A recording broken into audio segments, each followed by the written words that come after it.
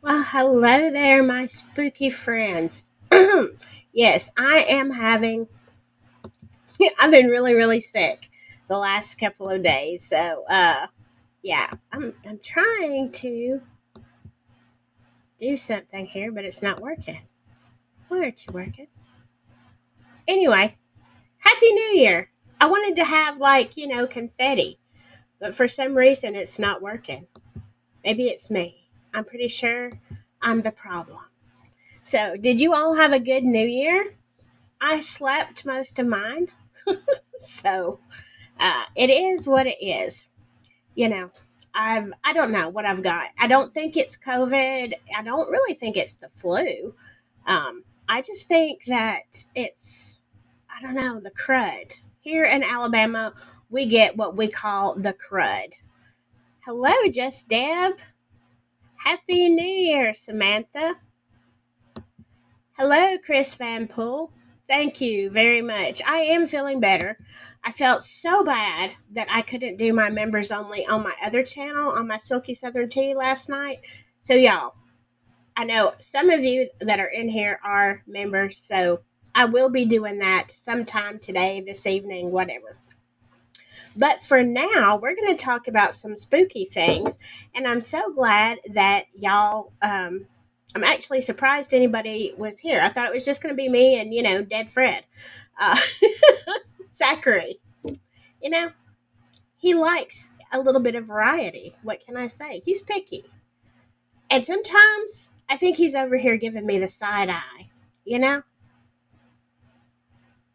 The side eye. Anyway, um, yes, you're right. There is a nasty bug going across the whole U.S., and I managed to escape COVID the last couple of times it has broken out at work, but I didn't escape the crud. So there you go.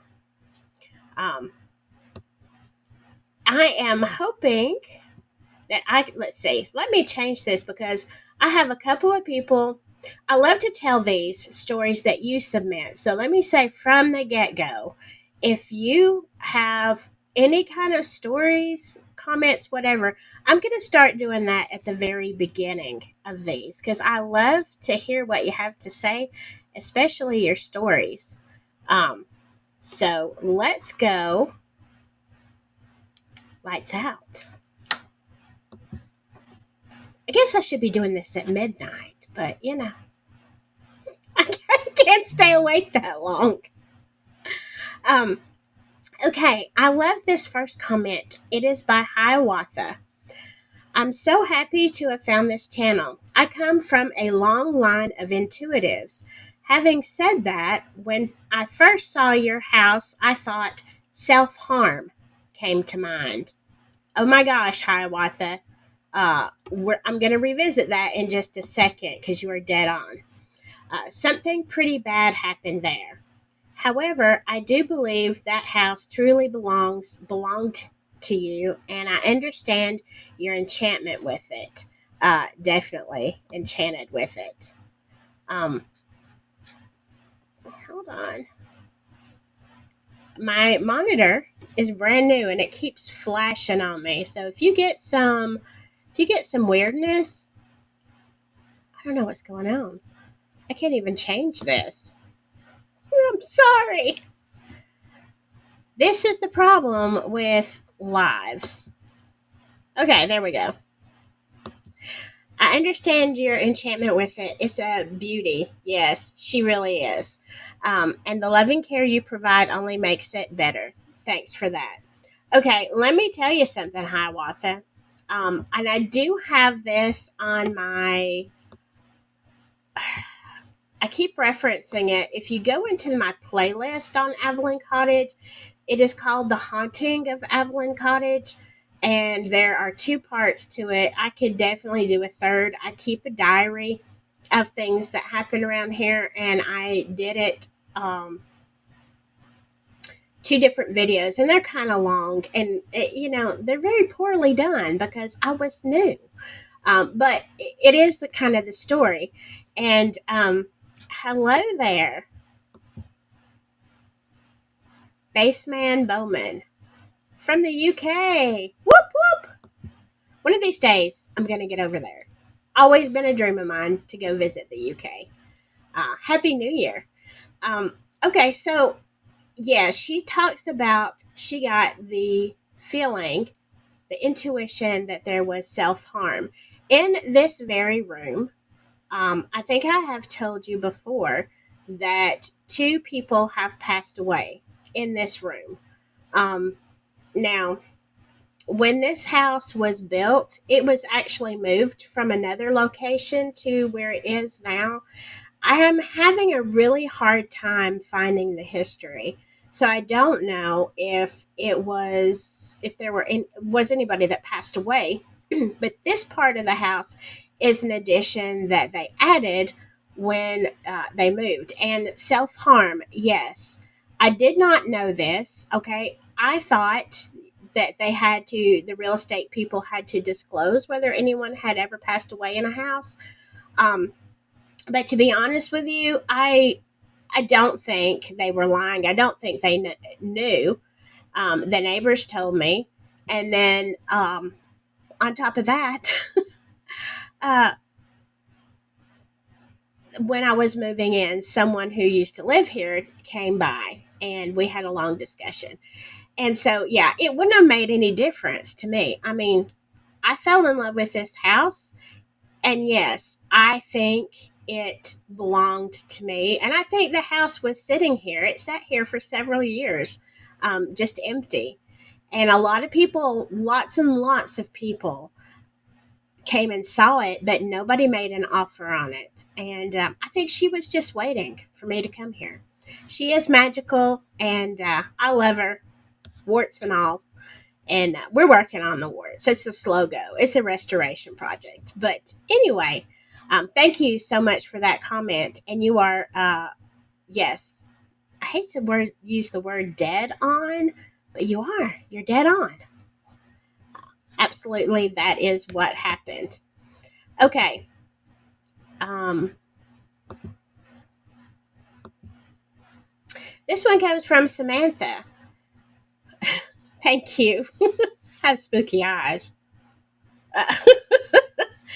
Uh, sounds like some mischievous fairies messing with you, taking things and putting them back. Now, if you have watched my stories, yeah, that happens a lot here. Things go missing. Get you a metal bell. Next time something goes missing and comes back, ring the bell 3 times and tell them they can only stay if they behave. I want to know something. Does that work for children? Um, I don't think it does.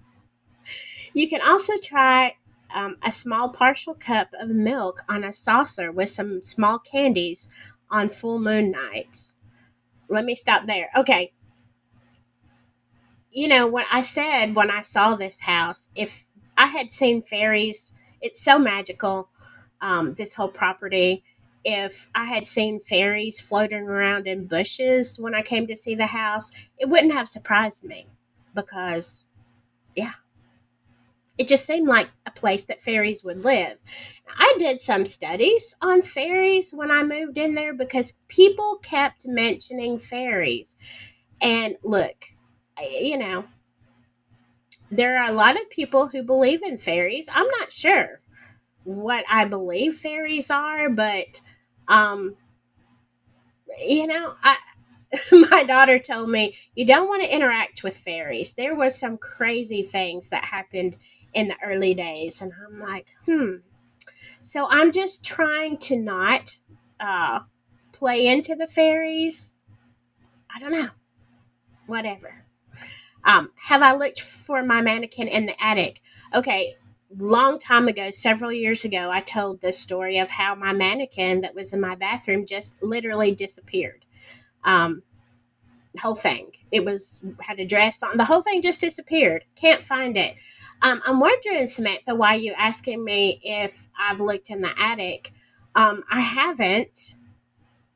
There is only one entrance that I know of.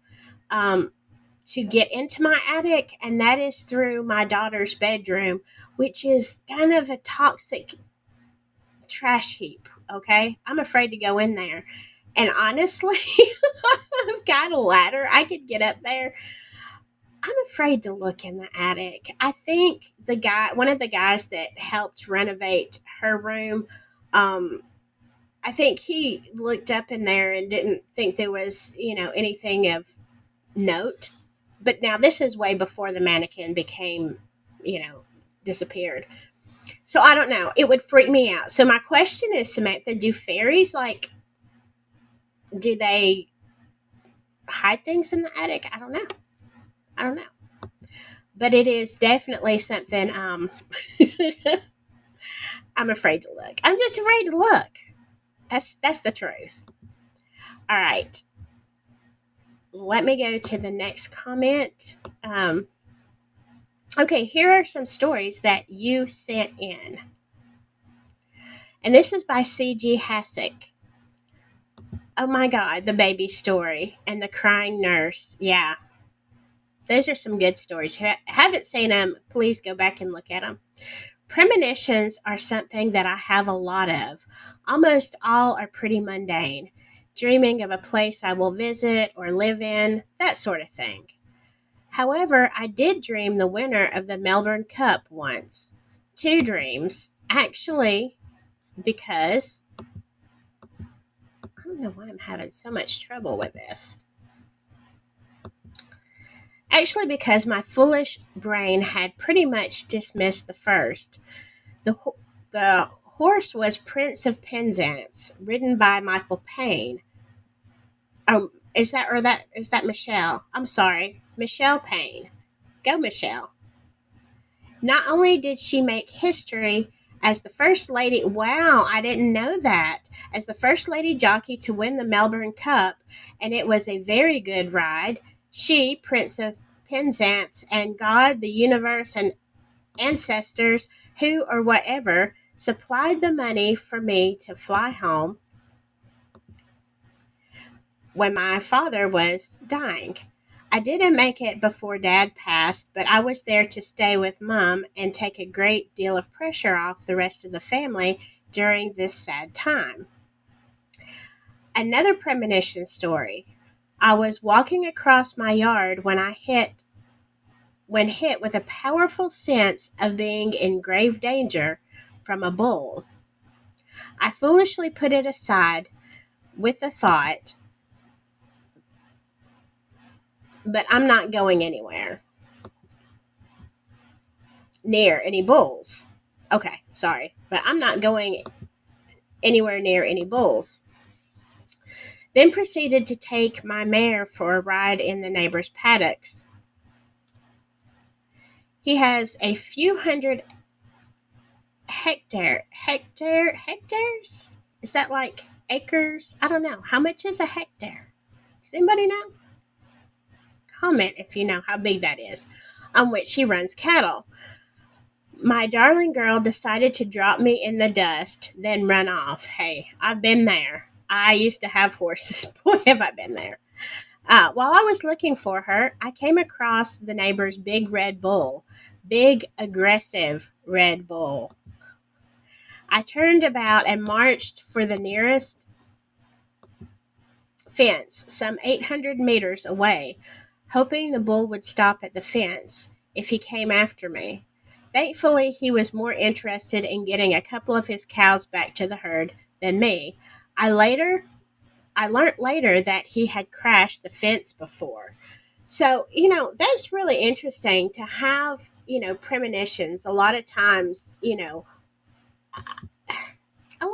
I have premonitions, but they're, like you said, they're more on the mundane. I know a lot of times when I'm interviewing for a job, like not even haven't seen anybody yet, but I walk into a building to put in an application, and so many times as I walked in the building, I know that either I am or I am not going to work there.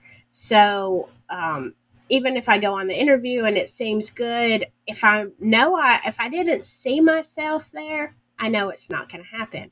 It's really weird, but I have premonitions like that. Sometimes I've had some really serious ones though, but that one saved your life. I mean, because you're not expecting a bull, right? Um, okay, Samantha says, when I watched the video, I saw, quote, a picture in my head that it's in the attic. Oh my gosh. I'm going to tell you something, Samantha. If I get brave enough to look in that attic and that mannequin is there, I am going to freak out. Because there is no way the mannequin could have gotten up there. Now I want to know, but I'm scared. I'm scared. I don't know if I can handle that. Okay. Uh, and this next one is by Incredible Flame Boy 90. No, sorry, I can't see. Just Incredible Flame Boy. My ghost story would be on the third floor of Dewey Sant Hospital. I'm probably murdering these names, y'all, from South Wales. Early October 2013. I know that sounds very specific, but I remember it well. About 2 weeks before, one of the HCSWs came up the corridor, slapped me, and shouted that I shouldn't sneak around, scaring her. Hold on, let me see if this helps. Because she was a bit older and had a history of AFib, or AF, but I assume that is atrial fibrillation. On my experience, I was working at night and I thought that I could hear someone shuffling about. The ward was EMI, so falls were, and I'm not sure what EMI translates here to the US, but you're talking about falls being common, so I'm thinking it's someone who has like weakness or gait disturbance. And I didn't fancy having to deal with one because the paperwork is long and boring. Yes, I feel your pain. I really do. Uh, I had been up and down the ward looking for whoever it was a few times and was starting to get a bit frustrated. So I thought I'd go the other way around the ward. It was like an H shape with patient rooms on the outside and a bathroom in the middle, so that I would catch them out. As I got there, I turned the light on and there was no one there. The light turned off on its own, and honestly, I heard the sound of someone running at me, and it felt aggressive. Uh, Let me go back to that. I've heard stories of people seeing children on the ward and always describe them the same. Some research showed that the building was on the site of a workhouse and children had passed away there. Other staff have said that they've seen a child sat in the sluice room. What is a sluice room? I don't really know. Who just vanishes once they realize what they're looking at. My personal experience is that I mess up things. My personal experience was that lights in the medication storage room would turn off and a physical switch had been pressed, so it wasn't an electrical fault, and doors would lock on their own right in front of you. Okay, I'm out. I actually saw a toilet cubicle lock itself in front of me.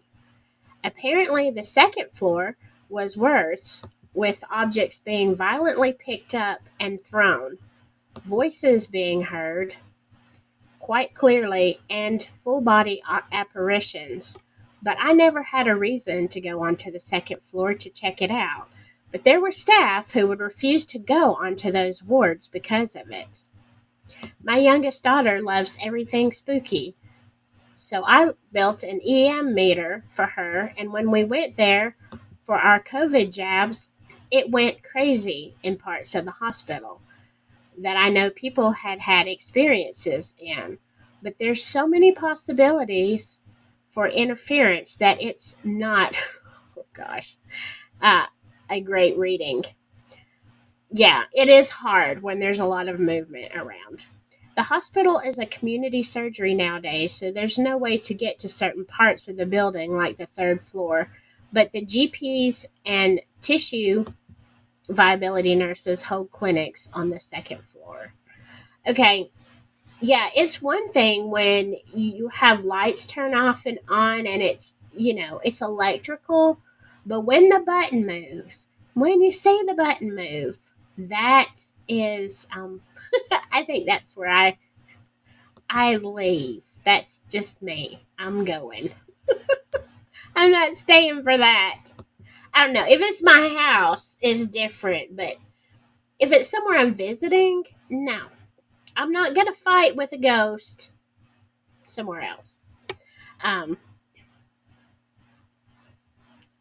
oh, if I look in the attic, take us with you. Okay. I'm going to have to get my daughter to clean the room. I'm afraid to go in there. It's like on the far side, and I have to get the big ladder and go up there. Uh,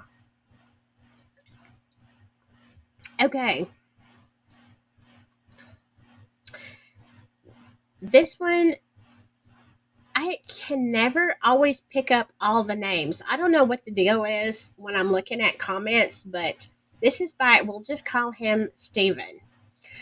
The first time my wife went to rehab after getting out of the hospital, we had a room all to ourselves. Uncommon there. Yeah, it's uncommon everywhere. I had seen a shadow of a man come up to the curtain we had going across the doorway and both of his shoes. I went to go see who this person was, and there was no one there. One of the RNs heard me talking to my wife about it, and she said that she's seen the same thing more than once in the room. Thanked me for validating what we saw. Yeah, that probably was a good validation for her. Because when you see things, you think, especially when you're working, you think it's just you're imagining stuff. Like, you just kind of think, it's my eyes playing tricks on me, right? But sometimes it's not. So that is very interesting. And we know what happens when you're in the hospital and there's shadow people. So no, no shadow people. Okay, this is the last one, and I'm going to let you go. I know you have a lot of things to do. So do I. I have two more shows to do today. Not here. Um, okay, so I left my husband on the bed and went to prepare. Now, one is not from you. This is from somewhere else that I can't. It's a group, okay? And so, just people talking. So I left my husband on the bed and went to prepare supper one afternoon. He later came to fetch himself a glass of water. A bit later, I then tried to make him taste my stew. He didn't respond.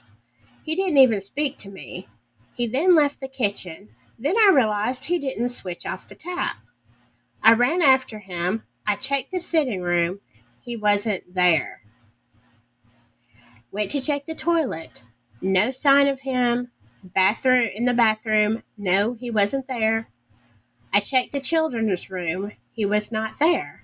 I proceeded to the main bedroom, and there he was, fast asleep with no signs of him being awake. I keep asking myself, who was I talking to in the kitchen? Yeah, I would be asking myself that question too. Um, that brings up the whole question about what they call doppelgangers. All right. I have y'all ever seen a doppelganger? Okay, a doppelganger is where someone really assumes, or not assumes, they swear that they see someone in a location that they were not at. Um, it can be, out in public. It can be in like this in the rooms of a house. But there's a lot of kind of mysterious and things about doppelgangers, and they say if you ever see yours that you're going to pass away or it's a bad omen. I I have seen a doppelganger of my daughter when she was little. It was very, very weird. That's a whole nother story. And I've had two or three people, maybe more, um, see my doppelganger, swearing that I was at a place that I was not at, like sometimes not even close. So, what do you think? Have you ever seen, heard of doppelgangers?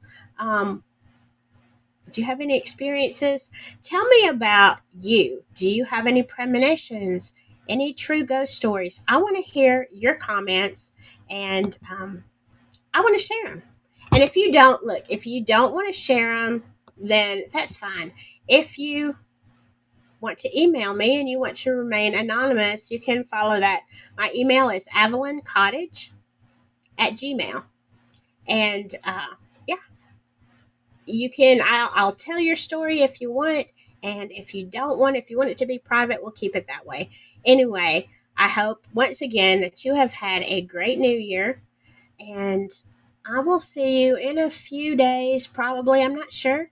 Work schedule is kind of busy, but I'll be back with some more stories. And I love to tell yours. So make sure you tell me your true ghost stories. In the meantime, just, whatever you do, stay spooky, okay?